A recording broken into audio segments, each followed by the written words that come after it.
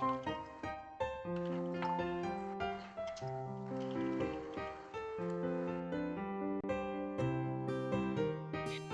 readers. Welcome to 20 Questions with Your Favorite Author, Special Edition. Tonight, we are launching The Collector, the first book in the Emergence series by Kelly Lynn Colby. That's me.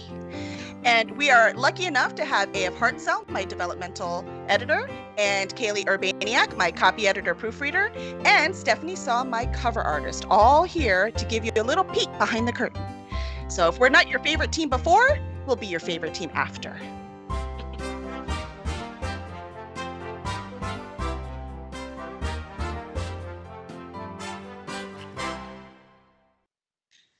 That was beautiful. Was it beautiful? I winged. I That was just money. see. I totally do this. Super professional. Yes.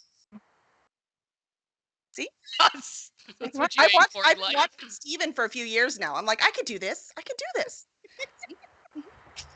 So, well, awesome. So, welcome everyone out there in podcast and YouTube world.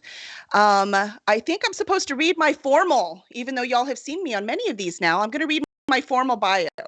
So don't be too scared. Let's see. I am Kelly Lynn Colby, who's always been curious about the abilities hidden within the human psyche. In her new series, Emergence, she explores the world through the eyes of people with such gifts. Though this novel is a bit different from her first foray into publishing with Tarbin's True Air, a traditional epic fantasy, Kelly still can't keep magic out of her writing. Kelly writes about the fantastical at her cluttered desk, coffee shops, and parks, mostly in Houston, Texas. You can follow her adventures on Facebook or Twitter at kcolbywrites or subscribe to her blog at kellylynncolby.com. Look at that. You know, it's not so bad having to hear your bio when you're the one reading it, right? You don't have to just sit there and look pretty. That was good. You should hire yourself to read your bio. Right? Extra points? I should get Yes. extra points. Yes. Like that. Yeah, but to hire myself to do it, I'm going to have to hire myself out first. So, it's kind of a, evil cycle here.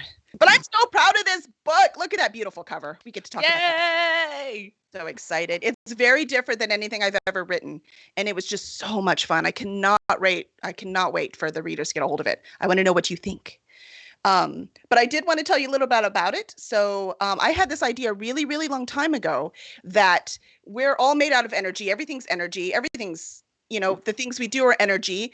And we have more energy when we have like a really strong emotional reaction to something. So I thought, well, what would happen if that really strong energy was left behind on an object? And what if there were certain people who could actually sense it? And could actually then experience whatever that person was when they were having that emotion. And that was an idea, I had a decade ago. And then finally, there was this book, Cursed Collectibles. Ooh. And they needed something that was cursed. And I was like, well, some kind of horrible emotion left on something. I mean, I would consider that a curse. What about y'all? I don't came to life in the middle of the night and tried to eat me. That would be definitely a cursed object. Yes. So I'm like, this idea I've been like twirling around in my head. Why don't I try to write the short story? And I did, and it got published, and I was really excited about it. And now that I actually, dipped my toe in, kind of like when you eat that first M&M, you're like, I'm just going to eat 5. No, you're going to eat the whole bag. Don't doubt yourself. It's going to happen. So that's what happened. I'm like, I have to write this. Yes, I have more to write in Tarbin, and I am doing that, but I was like, I have to write this. And I did. So hopefully y'all will like it. So it is a paranormal suspense / thriller. And it has, there's no werewolves or zombies or vampires. It's not an urban fantasy. It is just humans and kind of those innate abilities that some of us think we maybe have, right? So she is an empath. And then the next one is a healer. So somebody who can actually heal by touching people. So it's really fun. So let's introduce some of our awesome people on panel here. Ash, let's start with you. We have A.F. Hartzell. She is when not busy keeping a tiny human alive. Ashley can be found co-hosting her podcast, Horseshoes and Hand Grenades. Hitting the keys on her next writing adventure, rolling around in glitter, or dreaming of sleep. I like that, dreaming of sleep, not sleeping, Dreaming of sleep. Yeah. To hear more from Ashley, join her on Twitter at Fate Kills. That's PHATE Kills. Hey, Miss Ash, how are you doing tonight? I am fantastic. I'm laughing at the chat. The chat's awesome. We've got an active chat tonight. I love you guys. Yeah, no zombies. I'm sorry, Meg. There's no zombies in this book. I'm actually I love zombies, but I'm okay with this being zombie free. This was fantastic. You should be very proud of yourself. It was fun, I have to say. So, this one was your first developmental edit, right? Yes. So, what was that like? Like, what was the fun part? What did you like about it? Reading somebody else's work. I felt like all the hard part had been done, and I'm like, this is fun. Yeah, it was because I didn't know what was coming, so you aren't like expecting what the next sentence says. So that was really exciting to actually read a book for enjoyment. Does that make sense? Yes. Yeah. Yes. I'm glad you enjoyed it, because when I developmental edit, that's not usually the first thing on my list. Kaylee might be able to relate. We'll ask her when she gets to. and quite frankly, you'll be able to relate too, because you're going to go through, because the Two Dorks community, so that's part of Horseshoes and Hand Grenades, that we're putting together another anthology, Misspelled. Yes. And I've gotten a ridiculous amount of submissions. I'm well over 40 at this point. That's so not exciting. That's like not including the ones that I automatically rejected, right? So wow. Going to read them for me. So this is going to be a lot of fun. He's like an agent, low-key agent. That's right. Very low-key. It's low-key. So, yeah. So that'll be fun. So you'll get to read some more of those. So we'll see if you still find joy in this work. Well, yeah. I mean, it's normally keeping the tiny human alive up until they take my stuff and eaten. Because he woke back up when we sat down to eat.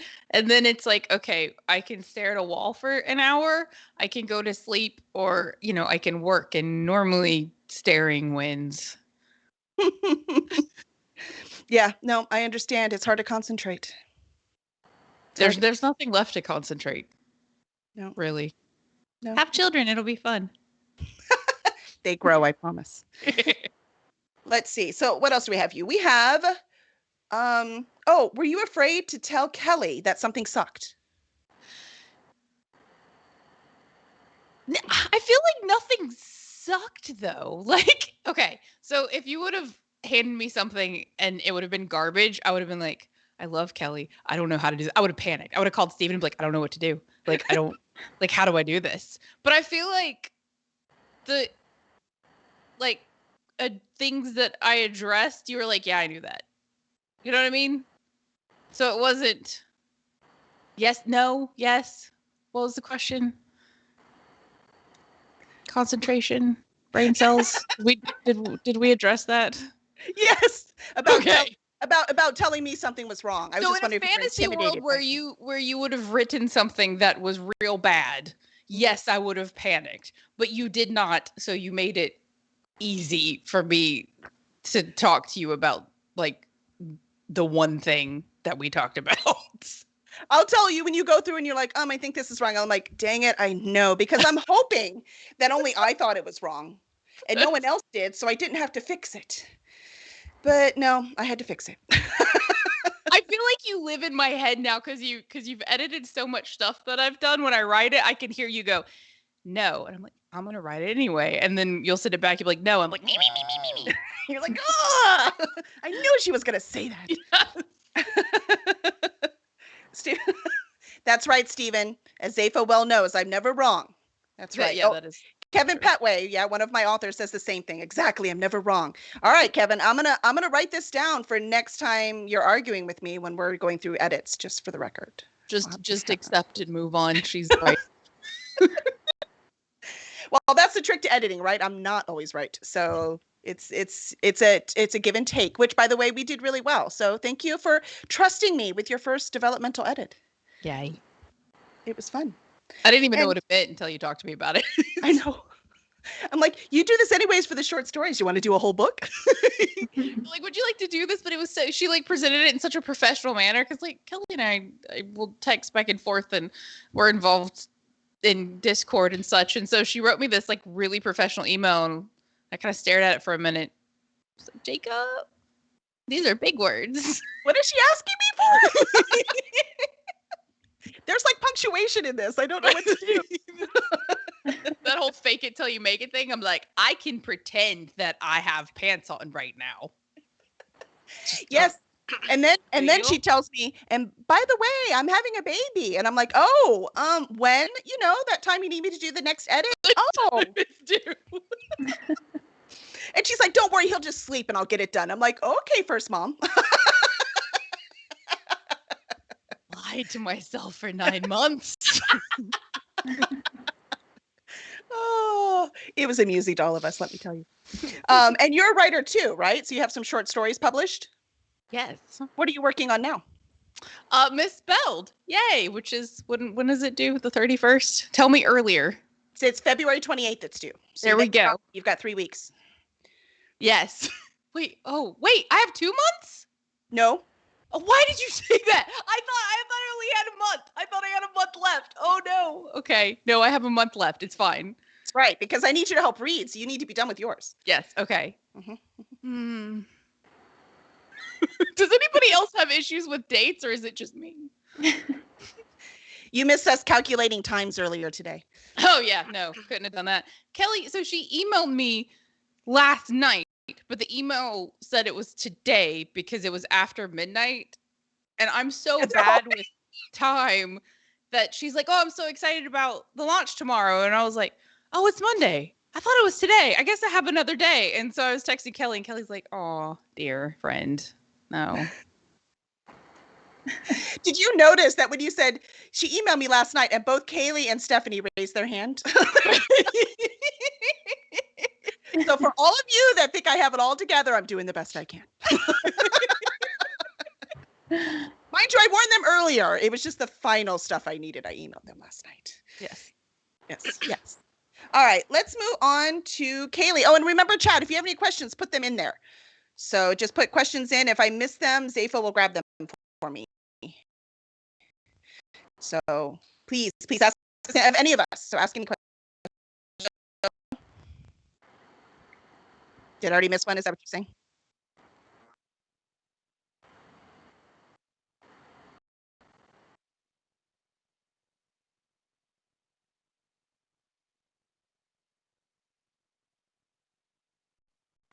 Three. That's a very good question, Dave. I have a pretty strict 3 draft policy. So the first one is just writing it. I just need to get it out. Like, even if I forget a character's name, I don't usually look it up. I just put like in big capitals, you know, that dude. And so so that I can fix it. And then second time around, I go through and I fix all that little stuff. I read it to make sure it makes sense. And then I take notes. And this one I printed out because it wasn't that big. I don't tend to print out my epic fantasies because I don't want to waste that much paper. I could, but it's just not. So I don't print those out, but it's easier on the paper to actually print it out. I will print out chapter I'm having a significant issue with, but then I go through and I take all the notes. So I'm reading the whole thing and taking all the notes and seeing all the major changes. And then the third time I go through and clean it up as best I can. So I've made all these changes now. I have all of these things, you know, done nicely, and I am happy with it. And I see a couple of things that maybe need to be looked at, but if I fix everything, I'll never get it done. So I have a strict 3, and then I send it to my dev editor. But that's also why having an editor that doubles as a writer is the best client for an editor, because you already do half the work yourself on your own manuscript. I think you're speaking from experience, Kaylee. So let me read your bio, and then we'll ask you some questions. So Kaylee Urbaniak is the owner and managing editor of WIP Publications. Oh, that's clever. Work in progress. I like that. Clever name. Her mission is to help writers, no matter where they are in their journey, to take their book idea all the way through to publication. Her services include proofreading, content editing, developmental editing, as well as creative coaching. So welcome, Kaylee. Happy to be here. So glad. Yeah, Kaylee and I, we were cohorts in the Western Masters in Publishing program with Kevin G. Anderson, who's going to be on in a couple weeks. That's going to be fun. So we learned all about working with authors in that program. So since you brought it up anyway, so how's that been going? It's been great. Also, someone just said my glasses rock so hard, and thank you so much. That's awesome. Yeah, no, but It's been great since we graduated last summer. Been getting more clients, and it was awesome to work with your book, because if you thought it was easy to edit the book, it was even easier to proofread the book. It was like pretty much already done. Yeah. I do tend to be pretty anal about things, but I miss things all the time. So that's also a note, right? Even if you think you're really good, like I think I'm really good, you still need those eyes, and pay a professional.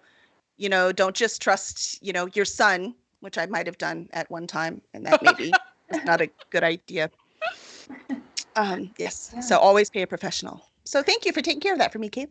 You're welcome. But yeah, I almost found it like more difficult to read your book that was like already so clean than reading a book that's like needs a lot of work, because I found myself just enjoying the read. And then I was like, wait, I need to actually look into the lines and see that everything is making sense, Wait, hold on. I got to check punctuation. Yeah. I will take that as a compliment. Thank you. Yeah. So let's see. You did the proofreading, and you said you did developmental editing, and you said you were working with someone like to do their memoir. So what did you take that from like beginning until end product? What are you doing with that? Yeah, so we actually just started the process. So she gave me her manuscript. It's only about 20,000 words, and we're looking to get it to 50,000 words. So I will be doing the developmental process on that. Just letting her know where she needs to add more, because she isn't sure where to add at this point. So yeah, it's kind of a self-help book too. It's about grief and dealing with the loss of she lost her husband. So yeah, it's definitely nonfiction, but yeah. Excellent. That's a tough thing to go through when you're like, nope, this part needs to be fixed. She's like, but that's how it happened. Right. Yeah. It's like, it's different than when it's someone's fiction, it's someone's life. Right. You have to be more delicate. Yes. So I'm glad you're doing that, because I think Ash and I would suck at that part. Agree. Yeah. Hard agree. Yeah. Delicate's not in our description. Let me tell you. So now that you've been doing this freelance for a bit, what do you think of your chosen career? Do you like it? You want to go back to the real job? I don't. I love this. When I graduated college and I was trying to figure out, what to do, and I came across the master's program in publishing, I wasn't even sure what that entailed, but I knew that I like to read books and I like to edit things and all that stuff. So I was like, why not try to make a career out of it? And that's pretty much what it is. I get to read things and offer my opinion, and it's not even unwanted opinion. It's a wanted opinion about people's writing, which is awesome. So it's been great so far. That's awesome. Yeah, Kevin Petway is saying that he needs to apologize to his copy editor. No, you don't. You do not, because I give it to her clean too. Remember that. So, and she still goes through and finds things. He's got a different copy editor. Obviously, you haven't read his stuff yet, but yeah, she's really good with that, which is another thing too. Like, you realize you have to do all of these now, the whole emergence thing, because as a copy editor, you have to know the names and you have to know the places, and and then instead of having to explain to another, copy editor, oh, this is all the things, it's a lot easier to use the same one for an entire series. Yeah. So I'm glad you're Are you good with details, like just like in general in life, or is it just kind of niche for reading?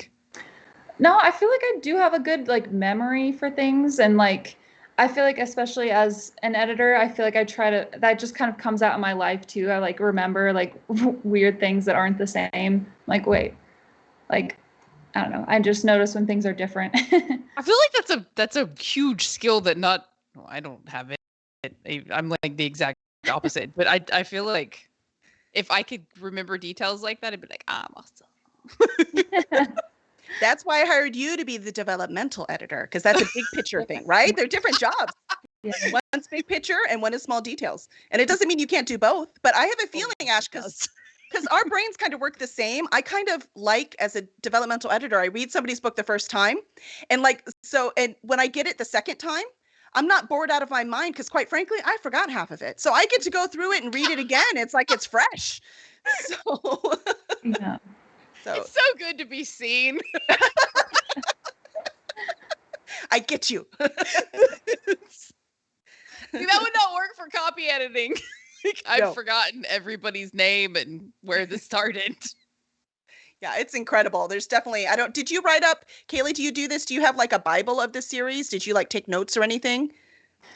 Not really, no. Like I said, I kind of like remember the characters, like I think that's a great thing about the book too, is the characters didn't really blend together in my head because they were all kind of different. So that makes it easier to edit for sure. Well, that's thanks to Ash. She helped me because the two best friends were like identical. She was like, Kelly. I'm like, okay, they need fine. Yeah. So excellent. So let's get to Miss Stephanie. Stephanie Saw, how are you?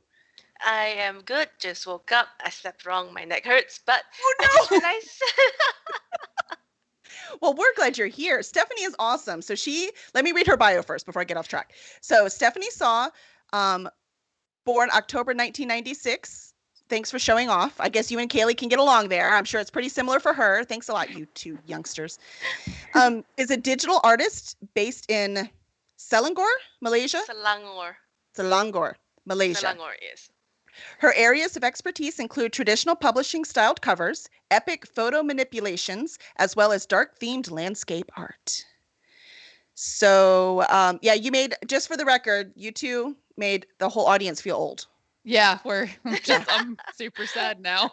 No, it's because when Kelly asked for my 2-line bio, I just kind of went to my website and just yeeted it off the page. So I realized I could have made something longer after listening to your bios. I'm like, crap. The bios you guys have some way better. Hey, lessons. That's okay, because your trick isn't the words, even though you are a writer. I'm gonna ask you about that too. Your trick, like what we have you on here for, is your artistic talent. So, I mean, you're getting a lot more words and beautiful images. So actually, if Safa will bring up the other image, the cool thing about Stephanie is I've been working with her for all of my covers for years. And this is the first time I actually get to talk to her in person, and it's so cool. So thanks for y'all hanging out. Just like to talk to my cover artist. That's so cool of y'all. Let's see. All right. So let's see. We have, the Collector. So you see that one, right? So that's the paranormal thriller suspense. And then Tarbin's True Air and Tarbin's False Prophet. She did those covers too. You wouldn't think that was the same artist, would you? And look at that. So what that really tells you is how good Stephanie is. So she thinks about what the theme is, and she has an entire sheet that asks all these questions. So Stephanie, I love that part about your business. How did you decide like what questions to ask the author? When I first started out, it was more of I just need a title. I need just the details to your book. And actually, before working at like a freelancer for published authors, I used to work. There used to be a designing forum called the Multimedia Designs Club on Wattpad.com. I'm not sure if anyone has heard of it, but it's like the world's largest online reading and writing community. Oh, Wattpad. Yeah, Wattpad, yes. Mm-hmm. So I used to, as a kid, I think I started on Wattpad when I was 17. And then I joined the club, and I saw that, everyone's like making pretty things. I want to make pretty things too. And at the time, I don't have Photoshop. So I used Pixlr, and oh God, it was like the text lab was bad. So over the months and years, where I noticed that the designers there, they have something we call a forum, where they have a section with specific ideas and tone and mood. So that's where my current forum took its inspiration from. Those forums, threads that are still part of me, although the clubs are gone. Yeah, Wattpad took them down. Oh no! It's gone.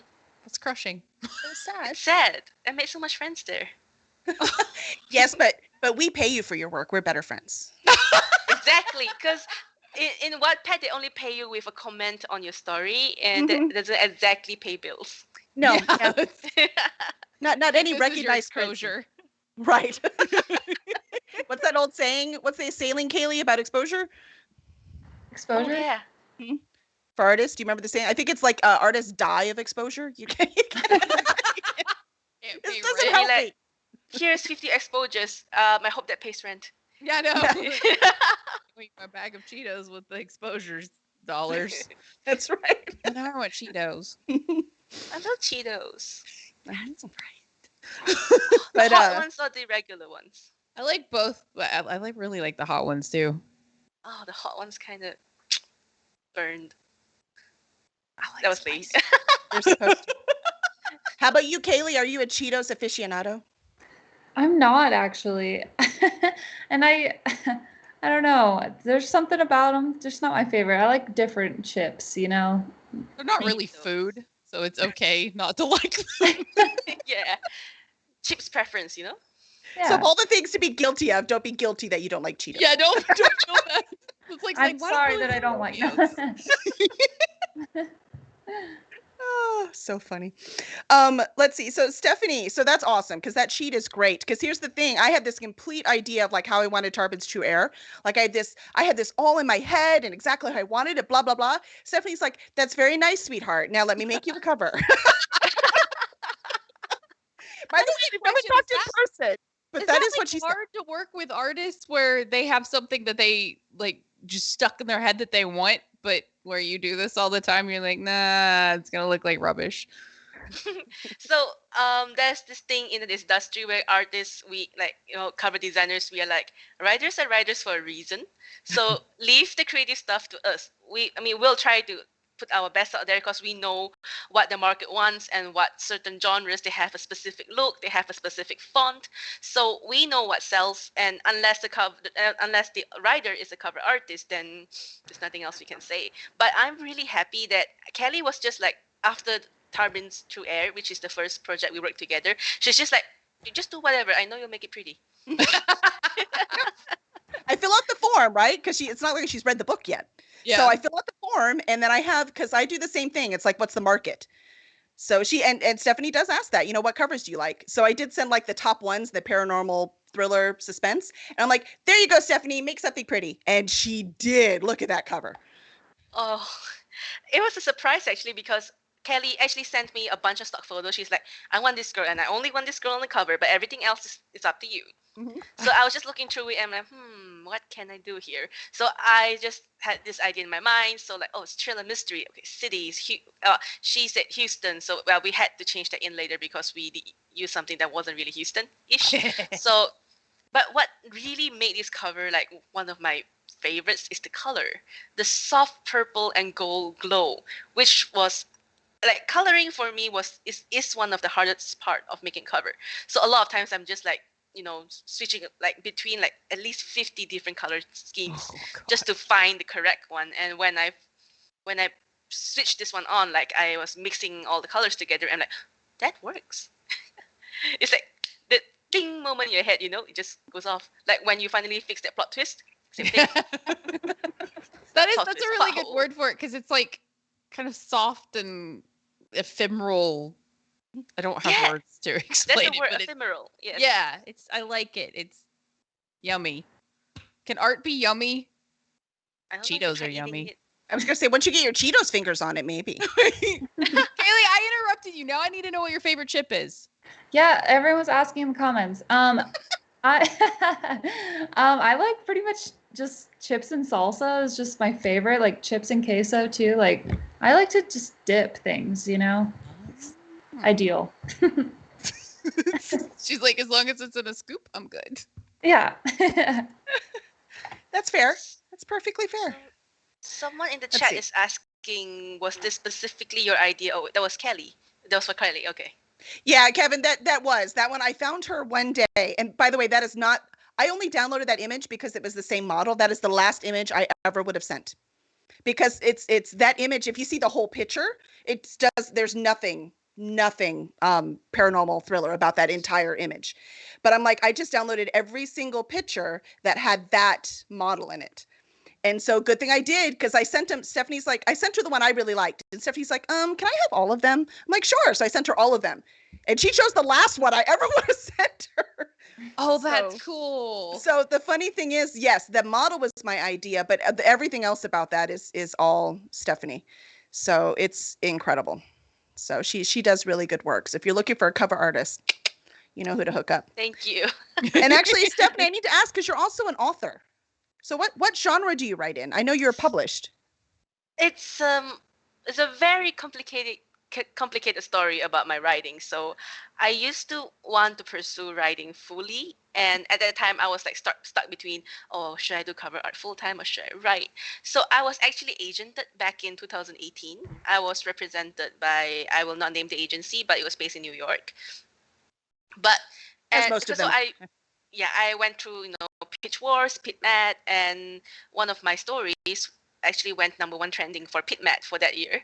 Oh And wow! I was so surprised, and there was like a bunch of agents and a bunch of others. Hey, can we would like to read the manuscript. Can you send them over? So I was I was offered like two, like from like two agents, but one of them withdrew it for some really dumb reasons, which I'll get into that, because there were some debut authors or unpublished authors in the community that were, for some reason, I think they didn't like me.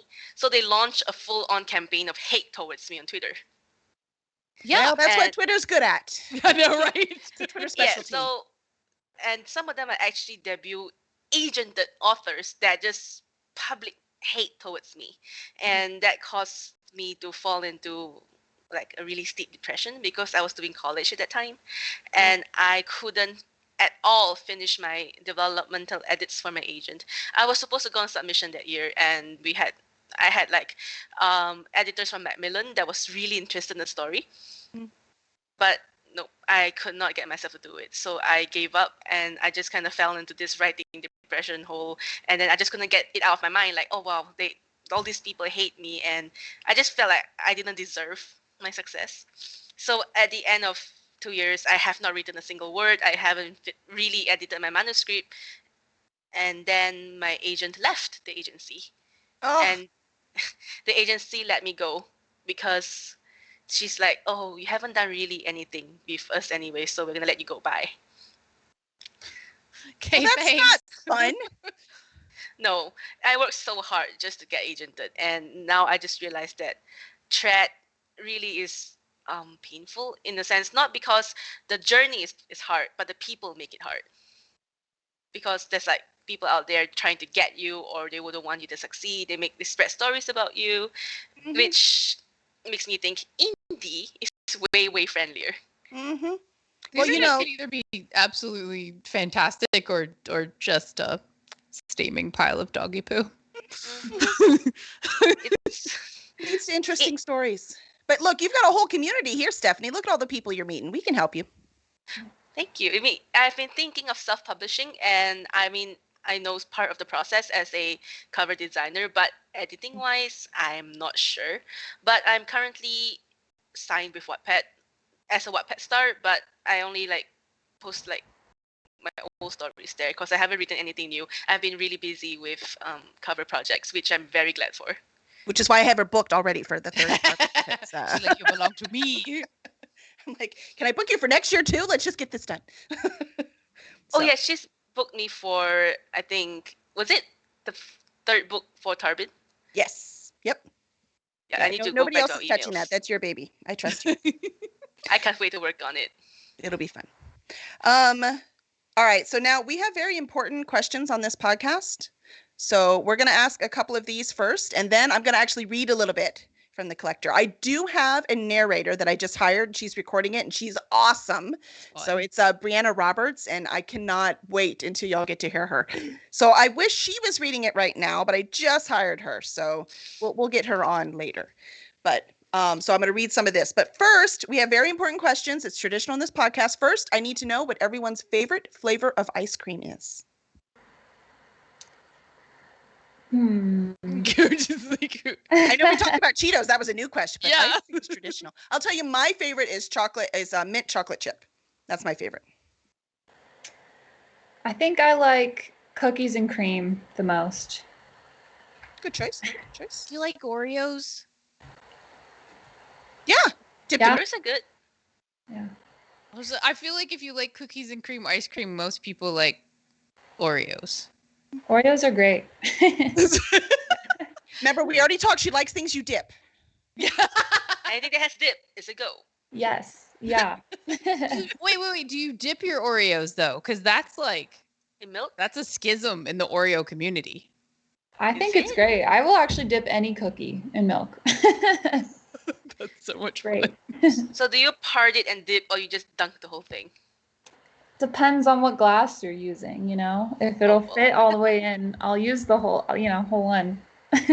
Like, at what point does it become cereal? You're just like a glass of milk in your Oreos. You should That just would get a be mini amazing. Oreos. It's like cereal.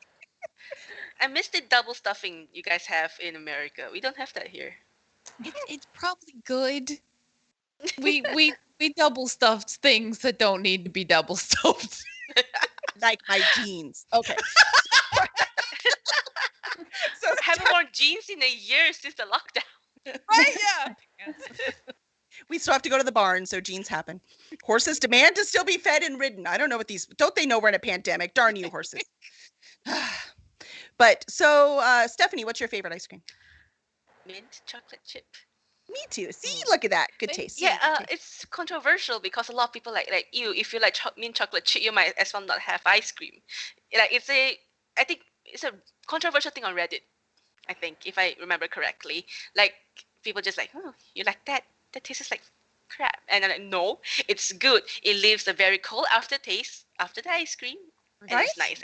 Exactly. And I love cookies and cream too. Just I like- double dipping. Do you see? We're Yeah. back to dipping. All right, Ash. What about you? I like vanilla ice cream because you can put stuff on it. Vanilla's good. Good choice.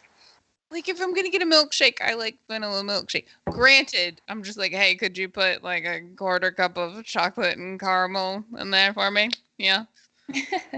Well, then I So. could buy it because you're the least vanilla person I've ever met. I feel like I'm a fraud. Granted, if Jacob's gonna go buy ice cream at the store, I'm just like, hey, can you get the half bake for me with the brownie center and the cookie dough? Because I would like to have some diabetes.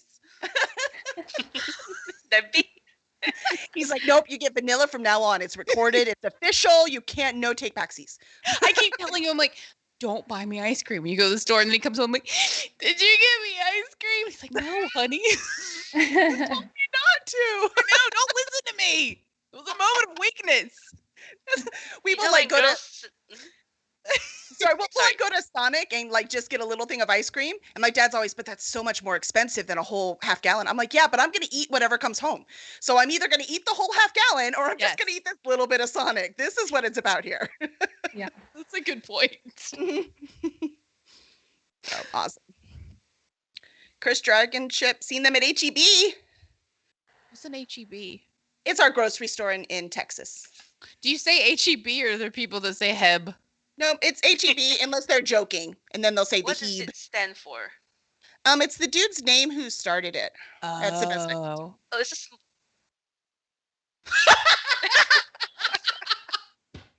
I just love that Zafo comes on as like this disembodied voice to drop that. it has to say butts. Butts. That's so funny. See, the native Texan knew the name. Oh my gosh, that's hilarious. Hey, Vicky, who should do stand up? I think she thinks you should do stand up, Ash. Me? No. I don't know. We'll see. Vicky will comment in a minute. But all right, so now we have the very important question out of the way. I'm going to read just a little bit of the book. Yay! What?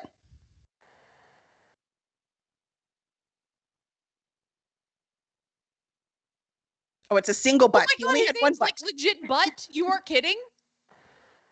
No. No, that BUTT.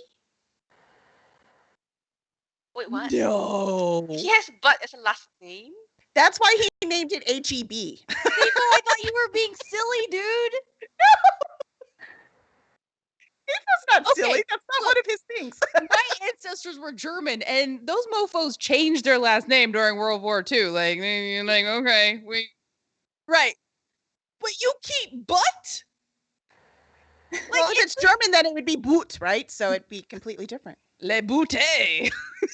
What was that? Was that like a French German? It's like Belgium. I don't know. Yes, my name is Howard E. Butt, and I own a grocery store. No, you changed that. There is paperwork to do that. Oh, he has more money we'll ever see. They did just fine. That's true. Hey, we love that store. They do a lot for the community and everything. So I really like them. Let's see. All right. Oh, HEB. But it can be. It's an option. Please email me at, okay. I'm never allowed on the show again because I made fun of them, but Yes, you are. You're always allowed in the show. Yes, and Vicky was talking about you. You should be a stand-up comedian. spend another 10 minutes. She's a sit-down comedian every Thursday. You just have to come join her on Horseshoes and Hand Grenades. Let's see. All right, so we're going to read real quick, if I can get into the mood, The Collector.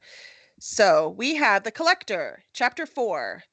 What do I say? Oh, I should probably say that she is an empath, as we talked about. Her name is Fauna, and she is an empath, and she has discovered she's probably not the only one. So she finds an artist who put all of these impressions together. Like I said earlier, you touch something, you remember it. Well, he has a whole bunch of them put together into one statue. So she's going over to his condo to meet him. So what do I say? I hovered in front of the elevator for 10 minutes and stared at the red door at the other end of the hallway. My heart raced as if I just finished a marathon.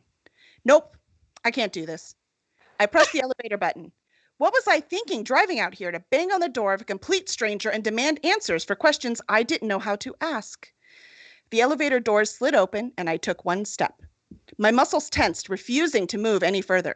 If Albert really was cursed, and he could so effortlessly coexist with the remnants that tortured me, maybe he could teach me the trick, show me how to control this curse. If I walked away now, I could be alone forever, stuck in this not life. The only real connections to humanity I had were Gina and Amelia. What would happen if they married and had families and left me behind? I never dared dream of a husband and children and PTA meetings and strolls on the beach. But maybe I could have that with Albert's help. Maybe he could teach me how to be normal. I had to take the chance. In one determined movement, I pivoted on my heels, marched down the hall, and knocked on number 413. On its own, the door swung open before I had a chance to drop my fist. Doubt flooded my mind as the smell of rotten food wafted from the darkness. My forearm blocked my nose. Over the foul odor flowed more emotional remnants. I hadn't considered the possibility there would be other pieces at this place. I should have finished that bottle of wine before I headed over here. A little numbing would be a welcome gift. My gloves hugged my hands and I steeled my resolve. A metal rack stacked tightly with eclectic pieces practically vibrated with impressions. I marveled at the cultivated collection. Albert, or his partner, must have combed the state to amass these objects embedded with memories. I had come across only a few in my entire lifetime. Was he putting together statues and placing them all over the city? Like a kind of calling card for cursed people to track him down? How many of us could there possibly be? What was I getting myself into? Albert! My voice echoed against the dark walls, like these shelves were the only furniture in the place. I should probably leave, but Albert, my mother's hymn in my mind turned to her voice admonishing me for my lack of manners. Mr. Johnson, are you here? A dim light beckoned me further into the apartment. That smell turned my stomach. He couldn't be here. No one would leave food to rot that long without tossing it. What was next? I guess I could leave him a note. It felt strange to leave my details after breaking into a stranger's home, but I wasn't sure what else to do. Around the shelves, I was careful not to touch. A small Victorian stained glass lamp offered a bit of light. On its table sat a notepad and a pencil roughly carved like with a penknife instead of a formal school sharpener. Something was really wrong, but I couldn't figure out what it was. The impressions beating my brain made it difficult to think clearly. My hands shook as I reached for the writing utensil. I'm leaving you a note, Mr. Johnson. If you're here, Damn it. The pencil slipped from my hands and rolled toward the kitchen. It stopped abruptly in a drop of liquid. When I retrieved it, all I could think was how gross this apartment was. As I turned the pencil in my hand, the thick fluid was almost gel-like. The pale lamplight reflected off a deep red, almost purple pigment. What is this? Curry, maybe? Or rancid ketchup? My heart beat faster as something deep down, something under the haze of the wine, told me it wasn't a condiment. Before I had time to question my actions, I used the light from my phone to follow the trail around the faux wall between the kitchen and living area. All other emotions, mine and those of the impressions vanished in an instant, and all I felt was shock. The light rippled as tremors shook my hands. Sprawled in the middle of the black and white classic tiles lay the mutilated corpse of Albert Johnson. Dun, dun, dun, dun. It's never a good idea to follow a blood trail. Just run. No. Just run. Run, girl. Not a good idea, but that makes a very boring and short story. That was really well read, and I got sucked into it. Same. I'm never an audiobook person, but now that makes me rethink the idea of audiobooks. If you get the right narrator. Yeah. So. Exactly. Yes, Kevin Petway's in first person. Interesting, right? But it was an empath. So, I mean, that's a good question, right? Like, it's how do you choose what to write in? I'm sure all of you have to, as writers, and Kaylee also is editing other people, trying to decide what to write it in. And this one, because she's an empath, I couldn't imagine getting close enough to the character without doing it in first person. I like the way you portray her thoughts, like it was muddy because she was like drunk. Like, is this blood? Nah, it ain't blood. Condiment. Oh, I love that part. It's like condiment. Wow, it's like okay. It looks tasty. No, not tasty. Edible. Edible, yes, because the smell Yes, was. Yes. So this is the fun that is this book, and I know you all want copies now. So it's Signed great. copy. Signed Yeah. Yes, we'll get that too. Kelly, I think this will look fantastic in a hardback. Do you ever plan to launch a hardback version of The Collector? Well, what we're going to do is any series that is successful, that it does well, then we're going to go ahead and do a hardback version. So I will have to call you back because I don't know how to do those covers. That's all you. Flaps. Case. You make it sound simple. Well, Thing where I do just like I did with this cover. I'm like, Stephanie, I want hardback. What do I do? nah, you just email me. Done. That's what I'll I'm get the work done. No problem. So yeah, so that's the plan, because we don't want to invest in it unless we think that, since we're not traditional publishing, right? This is a completely different model. So most of our sales are actually ebooks. And then so if we have a very popular series where like collectors might want a hardback, then we'll put them out. Where traditional publishing, they do everything hardback first because that's what they need to sell first. So that's what they want people to buy first. That's how they want to do it. Does that make sense? Yeah, hardbacks are nice. They're shiny and they're heavy. Yeah. Right. Nice to drop on your face while you're reading in the middle of the night. Oh, yeah, when you do that and then you just... It's also a very handy weapon. Can you imagine breaking into someone's house and being beaten to death by the collector? Like, die, you little piece of shit. Yes. And so for all those listening, you can see I just read The Mutilated Corpse, that this is definitely an adult book. So I think teenagers could read it, but I was reading Stephen King pretty young, so I might not be the best judge. So judge yourself. I don't know. What do y'all think? Do you think teenagers? Because I know Kaylee and Ash read it. No, I think teenagers could read it. You know, depends on. I mean, I feel like the shows on Netflix are probably could be worse potentially. So they if they play video games at all, they could read your book. Yeah, they've seen worse. Like Cyberpunk is, beat someone to death with a katana. Right? Cyberpunk. Oh god. Have you tried Mortal Kombat? Yeah, we've all played Mortal Kombat. Yeah, that stuff is the gore is just I just stare at the screen and go, nope. I ain't playing this. Like, nope, I'm enough. Thank you. I don't need that. Oh, they have questions. Book 2. Yes, book 2 is fully outlined and I will be writing it, but the plan is still once a year because I'm still writing Tarvin. So book 2 will come out next February. Though if you want an early peek, you can always join my early reader group. So I'll give you information for that too. So you can always do that so we can get it in. But Ash has no choice. She gets to read it really early. Yay. And rough. And not pretty. That's what she said. I've been dying. I've been absolutely dying. There have just been so many innuendos and I'm like, nope. But I had to. I had to at least once. It's going to happen. All right. So we have, if there's any final questions from the chat, please put them in. But for now, as we're waiting your final questions. What I would like to know is where people can find you. So Ash, since we started with you, if you want to please say, where can people find you in your services or your work? Thursday nights, I am here on Twitch on Two Dorks TV with Stephen H&H. He's in the chat right now, and we do a odd and crazy news show where we talk about some news and mostly just odd and crazy ramblings. I am on Twitter, PHATEKILLS, Fake Kills.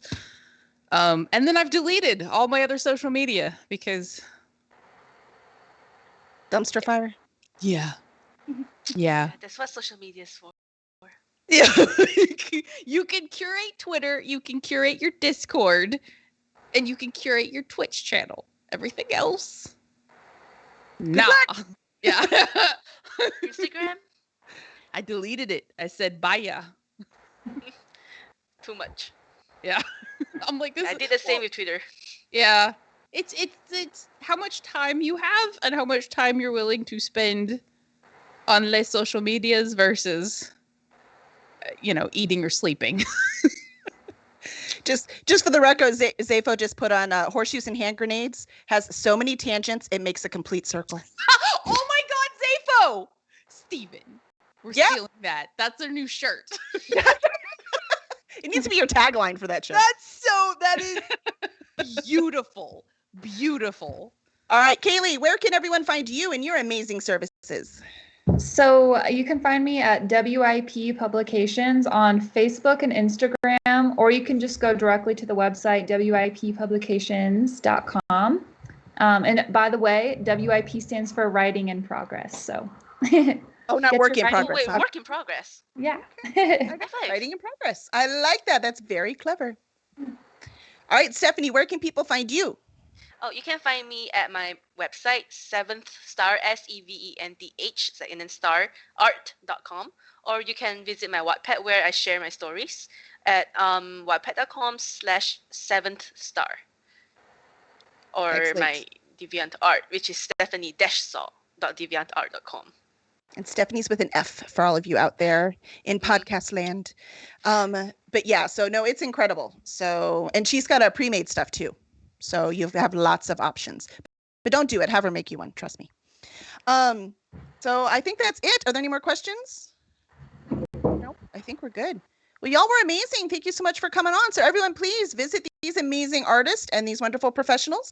And please get your copy of The Collector and leave a review. For all of you that already have it, that would be greatly, greatly appreciated. It's the best thing you can do for any of your authors. Please leave a review wherever. It could be Goodreads, Amazon, Barnes & Noble, wherever it is you get your books. We'll greatly appreciate it. And then also please leave a review for this podcast so that we can keep making them and have all these amazing, wonderful, entertaining people on for you. So thank you very much, and we'll see you next week where we have Mark Stallings on.